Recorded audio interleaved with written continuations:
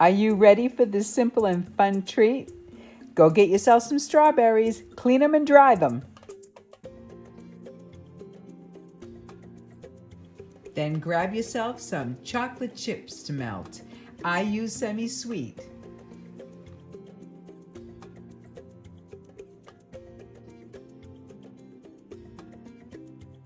Once that chocolate's melted, start dipping those strawberries.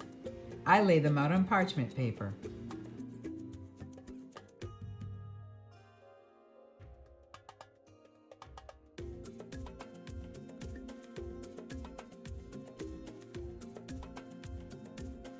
After the semi-sweet chocolate has set, I melt up some white chocolate, put it into a baggie, snip off the tip, and drizzle a little extra something something on those strawberries. Aren't they cute?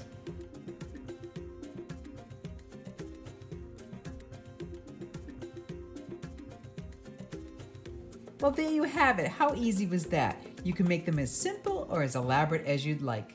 Have fun, enjoy.